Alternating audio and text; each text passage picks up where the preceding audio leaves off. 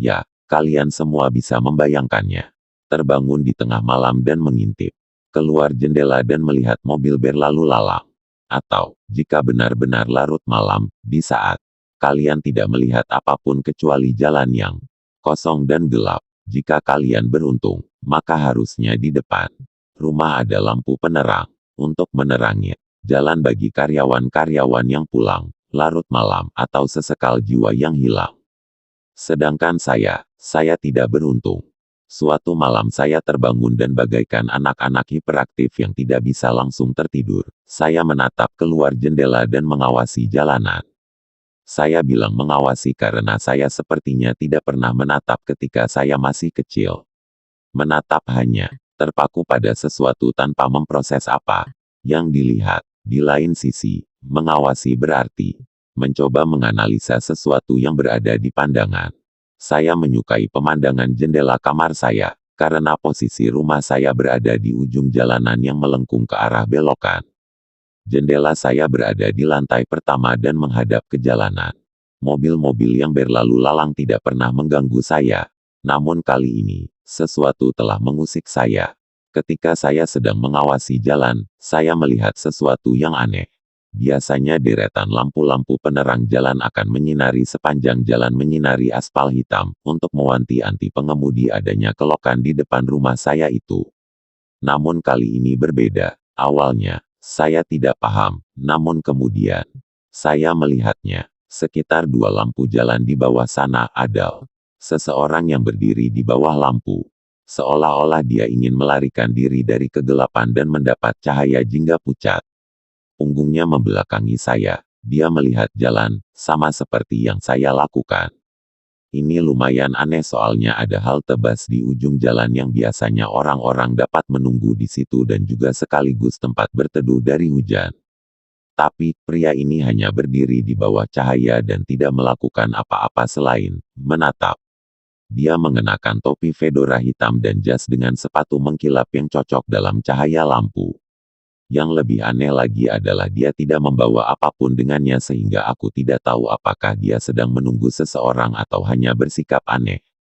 Saya bertanya-tanya sekarang jam berapa dan dengan cepat melihat jam, ternyata sudah pukul 2:03. Ini membuat saya takut melihat orang asing di jalan entah menunggu seseorang ataupun tidak melakukan apa-apa.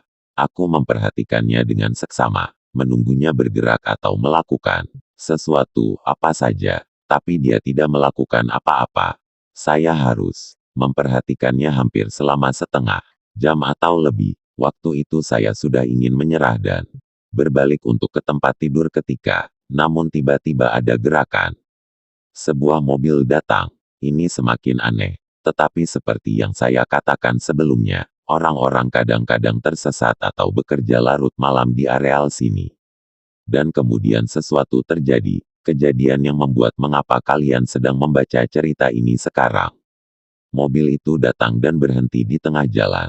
Tepat di samping pria itu.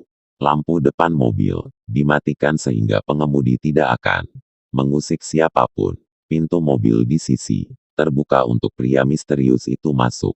Namun, sebelum dia berjalan masuk, dia tiba-tiba berbalik dan menatap saya. Saya yakin dia tahu saya sedang mengawasinya. Dia menatap lurus ke arahku. Memang, posisi dia terlalu jauh bagi saya untuk melihat wajahnya dengan jelas, tetapi dia cukup dekat untuk saya bisa mengatakan bahwa dia sedang menatap ke arah saya. Aku cepat-cepat merunduk dan bersembunyi di balik selimut. Sesuai dengan mindset anak kecil pada umumnya, saya waktu itu berasumsi bahwa berlindung dalam selimut bisa terhindar dari segala monster jahat yang mencoba untuk mendatangi saya. Saya mendengar pintu mobil dibanting dan mesin perlahan-lahan berderu. Semakin lama suara mobil semakin keras terdengar, mobil sedang mendekati rumah saya. Aku sangat gugup dan jantungku berdegup kencang. Lalu aku mendengar suara yang menghentikan jantungku. Tepat di luar rumah saya mendengar pintu mobil ditutup. Kemudian suara mesin mobil. Mereka jelas-jelas menurunkan pria di luar rumah saya. Ini pasti gara-gara saya melihat kegiatan mereka. Aku ingin sekali keluar dari selimut untuk melihat apa yang terjadi di luar situ. Akhirnya setelah berhasil mengumpulkan segenap keberanian, saya pun melakukannya. Ketika saya melihat keluar, saya baru bisa bernapas lega karena tidak ada siapa-siapa di luar sana. Keesokan harinya, saya memberitahu orang tua saya tentang hal itu. Tidak seperti di film horor, mereka justru percaya ucapan saya. Mungkin hanya urusan bisnis, kata ayahku sambil mengunyah roti panggang. Saya merasa lega lagi untuk memiliki orang tua saya di sisi saya. Namun, setiap malam, sebelum saya pergi tidur, saya memeriksa di luar jendela saya untuk melihat apakah pria misterius itu masih ada di sana. Dia masih ada. Setiap malam, di bawah lampu jalan itu dia menunggu mobil datang untuk menjemputnya. Dan setiap kali sebelum naik ke mobil, dia berbalik dan menatapku. Saya telah pindah dari daerah itu sejak, tetapi hari ini saya masih bertanya-tanya siapa pria itu yang sedang dia lakukan di bawah lampu jalan itu.